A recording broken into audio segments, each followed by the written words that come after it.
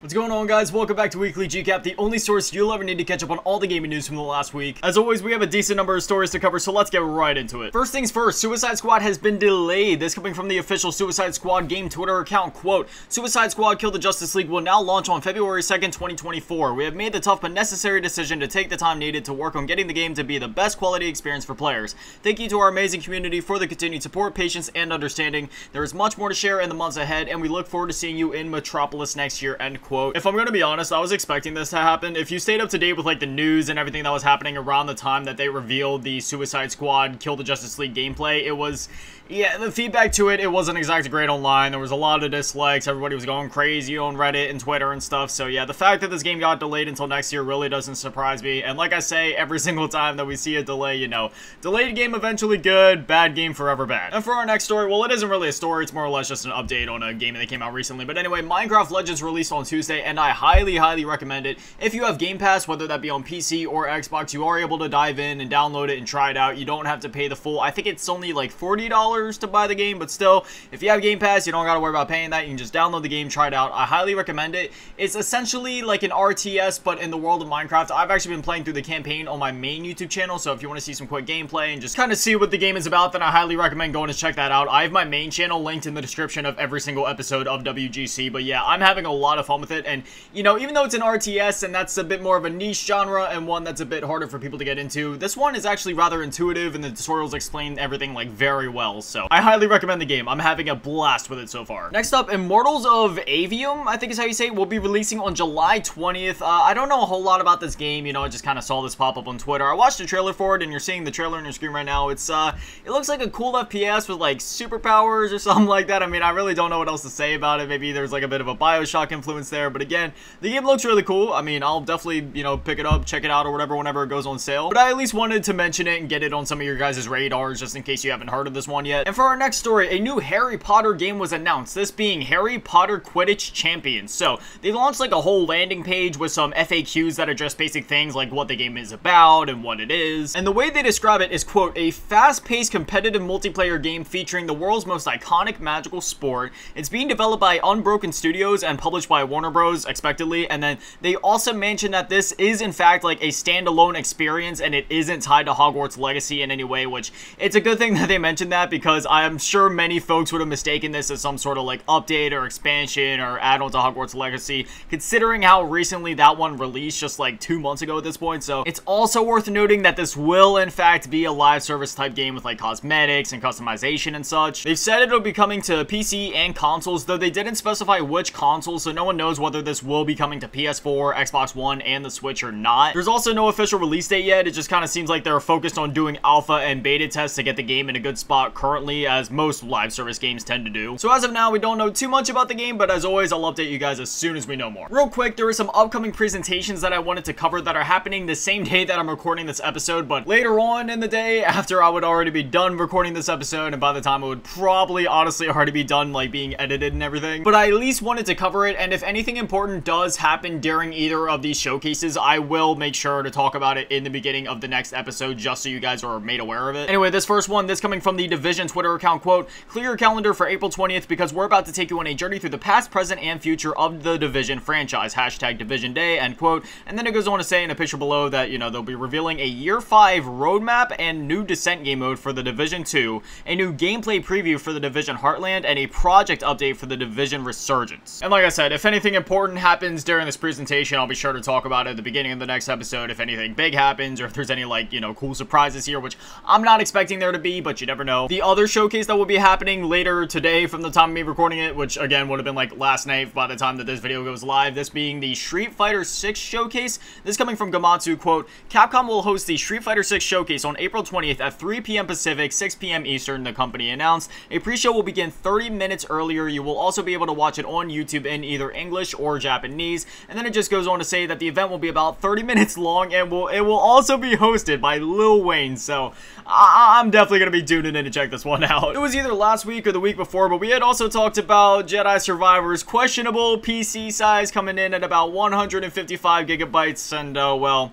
This coming from PlayStation Game Size on Twitter, quote, Star Wars Jedi Survivor, download size 147.577 gigabytes, version 1.0, so, you know, if there's a day one patch, that file size might be even bigger than that, but at this current point in time, 147.577 gigabytes. Like, oh my gosh. Does anyone else remember when SNES games and such were being saved on literal kilobytes? As I talked about when I talked about the PC size, you know, there's a lot of factors that play into that, whether that be textures and texture fidelity or uncompressed audio. There's a lot that goes into making games, especially bigger games like Jedi Survivor is shaping up to be, so, you know, this file size doesn't necessarily surprise me. However, it does have me looking towards the future, and I'm just now realizing that probably at some point in my lifetime, we are going to see games that are at least 1 terabyte in size, and that truthfully kind of scares me. Anyways, yeah, you might want to clear up some room in your hard drive, because Jedi Survivor, it's gonna need a lot of it. And for our next story, this one honestly really surprised me when I read the headline. I had to do like a bit of a double take, but anyway, Sega has acquired Rovio, or they will be acquiring Rovio. Yeah, this one coming from Engadget, quote, Sega is buying Rovio, the Finnish video game company best known for creating Angry Birds, and a $776 million deal. Though a slew of existing Sega games are available on iOS and Android, like Sonic the Hedgehog, the company is looking to, quote, accelerate its expansion into mobile gaming. Buying Rovio will give Sega access to Beacon, its high-level experience platform designed to improve and simplify game design, monetization, and maintenance. Basically, it's the accelerator Sega is looking for to bring its current and future titles into the big leagues of mobile gaming. I feel blessed to be able to announce such a transaction with Rovio, a company that owns Angry Birds, which is loved across the world and home to many skilled employees that support the company's industry-leading mobile game development and operating capabilities, Haruki Satomi, president and CEO of Sega Sammy, said in a statement, end quote.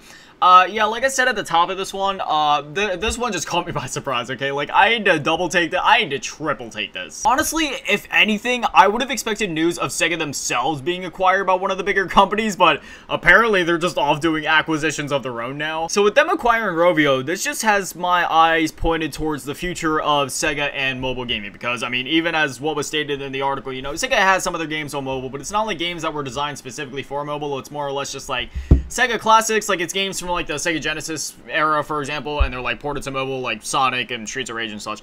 But this has me curious as to what they could be planning, because if you're gonna acquire a studio like Rovio, which again, Rovio is known for Angry Birds, one of the biggest mobile gaming IPs of all time, you know, you think Angry Birds Rio, Angry Birds Star Wars, like all the spin-offs that come with Angry Birds Kart Racers, like Rovio knows what they're doing. So when you're acquiring a studio as legendary as Rovio, it's making me wonder what they have in store. I could put on the tinfoil hat and, you know, speculate and theorize all day. As far as we know, you know, it's gonna be the traditional free-to-play mobile game, gonna be filled with like monetization and microtransactions and such. But beyond that, let's just think of the possibilities, ladies and gentlemen.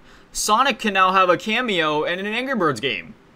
It's truly a time to be alive. I'm calling it now. In Angry Birds 3, you're going to be able to replace Red with Knuckles, and then you're going to be able to replace the yellow bird with Tails, and then you can replace the blue bird with Sonic. Don't mind me, it's been a long week. I just, you know, so sometimes you just need that laugh. Anyways, as always, I'll keep you guys updated as soon as we know more, and as soon as we see what ends up coming from this. And for our next story, if you guys remember like a week or so ago, we talked about how Joseph Staten was going to be leaving Microsoft. Well, we actually have an update to that story, so this is coming directly from Joseph Staten's Twitter account, quote, so today I'm thrilled to announce that I've joined Netflix Games as a creative director for a brand new AAA multi-platform game and original IP, let's go, end quote. So yeah, Joseph Staten, he left Microsoft, he left Halo and all that, and now he's at Netflix. So again, similar to the last story, this is one of those things where I could put on the tinfoil hat and I could speculate, but I'd be doing nothing but wasting your guys' time. You know, you guys are just here for the news.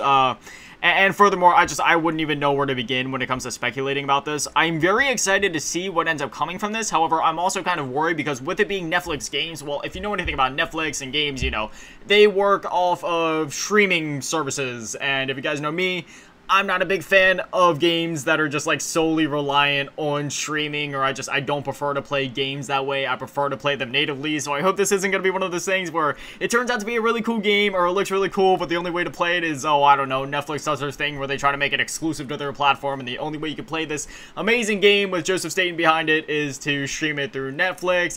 I hope that isn't the case. I hope they make it available elsewhere to be downloaded and played natively, but otherwise, I'm very, very excited to see what's coming coming from this, especially with the creative minds behind it. I got a couple of smaller stories for you guys before we get back into the big stuff. So for this one, Dead Island 2 reviews have gone live. Right now it is sitting at a 75 on Metacritic, which...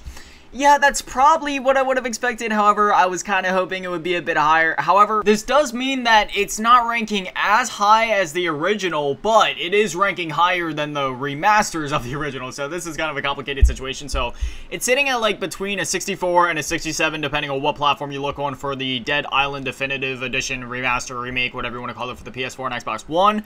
However, the original game is sitting more in the higher 70s, low 80s. So, you know, it's in between the original game's ratings in a way, kind of. I'm gonna be honest, I'm really biased. I've been playing the original Dead Island since it dropped, and I stayed up to date with everything involving the series, you know, all the way from Dead Island up to Dead Island Riptide, and then you had like the Dead Island 2 announcement, you know, with the original trailer back in 2014. Like, I've been following this for like a decade now. So, you know, once the game dropped, I was hoping it would be able to rank a bit higher among the critics, you know, get up in the 80s. You know, I wasn't ever really expecting it to hit the 90s, but, you know, at least a low 80 would have been nice. But again, 75, that's enough for it to be at least be green on Metacritic sites, so I can live with that. My excitement truly cannot be contained, though. Like, as soon as this drops, I'm gonna be all over it. I'm so excited to play this game. I've been waiting so long. Again, just another short one to cover real quick. Advance Wars 1+2 Reboot Camp reviews have gone live. Right now, this is sitting at an 83 on Metacritic, so, you know, yeah, that's probably roughly what I would have expected for that game. I love the original Advance Wars games. Admittedly, I did not play them a ton. I played the second one, like, I don't know, maybe 3 or 4 times, and then I actually owned a copy of the original Advance Wars. Had a lot of fun with those games, so, you know, unfortunately, I don't have a Switch. However, once I do get one, I will be picking this game up, because this is one that I've been looking forward to. I'm just glad that this game is finally coming out. If you've been following this game or following, like, the news behind it as to why it's been delayed for so long, yeah, you know, it's been a little messy, and it makes sense as to why it's been delayed for so long, but, you know, I'm glad that it's, like, actually finally coming out, because it's been, like, a year at this point, I think, that it's been delayed. As always, I have another one of those subscription updates for you guys, whatever you want to call it. This is the Xbox Game Pass games for April. Now, you may remember us covering the April Xbox Game Pass games just a few weeks ago, and you may be confused as to why we're doing it again, but it's because they do 2 waves of Xbox Game Pass games. So they do one at the beginning of the month, and then they do another one like roughly halfway through the month, and, you know, we're basically halfway through the month at this point. So for this month, we have Coffee Talk Episode 2, Hibiscus and Butterfly, I think is how you say it, and then Medieval Dynasty, Homestead Arcana, Cassette Beasts, BlazBlue Cross Tag Battle Special Edition, The Last Case of Benedict Fox, really excited for that one, by the way, Redfall, which this one, it's kind of confusing because it doesn't actually release until May 2nd, but I assume they just wanted to give it like a little advertising push here, just, you know, kind of early, just so people could have time to sign up for Game Pass before launch day, get it preloaded and stuff like that. Anyways, yeah, it seems to be a decent lineup as always. Game Pass rarely ever disappoints, and even when it seems like it's going to be disappointing, or there's games on there that aren't exactly AAA, or you haven't heard of them before, usually once you end up trying them out, they actually turn out to be pretty good. At least that's been my experience with it. Then again, though, if you guys know me, or if you've just been watching the show for a while, you know, I can play just about anything, and I'll find some sort of enjoyment in it. That's how I am. I have too much love and respect for the medium of video games. I can play basically any video game and thoroughly enjoy my time with it. And for our next subscription update, this is the Nintendo Switch Online Genesis update. So this is coming from the Nintendo Twitter account, quote, 4 classic Sega Genesis games have just been made available for hashtag Nintendo Switch Online plus expansion pack members, these being Pulseman, Street Fighter 2 Special Champion Edition. Oh my gosh, that one gets me so excited just reading it. I love Street Fighter 2, and then Kid Chameleon and Flicky. So all amazing Genesis games. If I had to pick, oh man, if I had to pick my favorite one out of these listings, I would say Street Fighter 2, but I'm just, you know, I'm kind of biased. I grew up on the Street Fighter series, absolutely love those games, but oh man, this is, yeah, this is definitely a great lineup. So if you have Nintendo Switch Online, definitely get on this, because that just, yes, that's all I gotta say, yes. And for our last story, it's less of a story and just more or less, you know, like a recap, an event that took place recently, that being Nintendo Indie World. So there was a handful of games announced there, and I just kind of wanted to run through, talk about a couple of the games, the ones that I'm looking forward to, and also let you know about some of the shadow drops that happened during the event. So let's go ahead and just kind of like run through the games that were announced. First up, we got Miniko's Night Market, is how I think you say it. Next up, we got My Time at Sandrock, which I'm actually really excited for this one. If you never played the original game, it's called My Time at Portia, or Portia, however you're supposed to say it, and I actually like really enjoyed that one. It's one of those more like chillax, life sim type games, but I really enjoyed it, so I'll definitely be checking out My Time at Sandrock once this one releases. Next up, we got Blasphemous 2, 2, which this is another one that I'm really excited about, man. That original Blasphemous game was so good. Next up, we got Teslagrad 2 and Teslagrad Remastered, and then after that, Cult of the Lamb, Relics of the Old Faith, which this is a free update for the base game of Cult of the Lamb. It will be bringing a permadeath mode, a gauntlet mode, and a boss rush mode, so if you're into Cult of the Lamb, if you have the game already, that could definitely be worth checking out. Next up, we got Bomb Rush Cyber... Dude, this name is a tongue twister. Okay, bear with me. Bomb Rush Cyberfunk. I'm reading Cyberfunk, and I really want to say Cyberpunk. Bomb Rush Cyberfunk. Yeah, I don't know why that was so hard for me to say the first time. Bomb Rush Cyberfunk. Anyway, next up, we got Five Nights at Freddy's Security Breach, which is finally being released on the Switch. How long ago did the original game release? I feel like that game has been out for ages at this point. But then, after that, we got Oxenfree 2 Lost Signals, which again, the original Oxenfree was so good. I'll definitely be checking that one out once that one drops. And then next up, we got Shovel Knight Pocket Dungeon Puzzlers Pack. So, this is a free update for the base game of Shovel Knight Pocket Dungeon. It adds 2 new playable characters, new quandary challenges, I think is how you say, and then over 20 in-game hats. Yes, like hats. Cosmetic hats, just hats you can wear.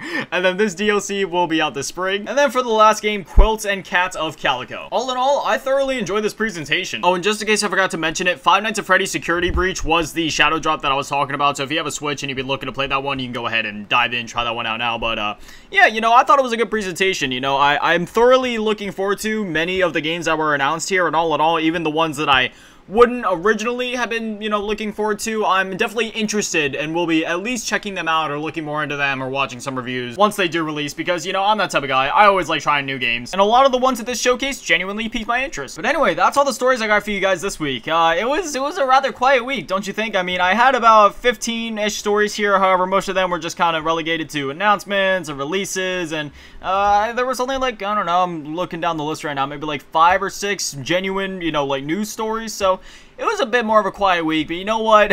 We're on the 15th episode of WGC at this point, and the last 15, or I guess it would have been 14 episodes before this, you know, they've all been jam-packed to the brim with story after story after story, you know, each week seemingly getting more and more intense, so it's kind of nice to have just like a more laid-back, relaxed week, just kind of have some fun, talk about some gaming stuff, but now I definitely want to hear from you guys. What are you guys thinking? What are your thoughts on the Suicide Squad delay? Have you been playing Minecraft Legends, and did you get a chance to watch the Ubisoft and Street Fighter 6 showcase? What were your opinions on that? Do you have any speculation in regards to Sega acquiring Rovio, and what do you think is going to happen with Joseph Staten at Netflix? What kind of game do you think they're going to be working on there? And is there any particular games that you're looking forward to from the Nintendo Indie Showcase? Whatever you're thinking, I'd love to hear from you guys. But anyways, this is Weekly GCAP. New episodes go live every single Friday at 9 a.m. Eastern, so if you want to catch them as soon as they go live, well then, now you know where to be here. But anyways, that's going to do it for me. I'll see you guys back here next week for the next episode of Weekly GCAP. Thank you guys for watching. Have an amazing day and an amazing weekend. Stay beautiful. I love you all. Peace.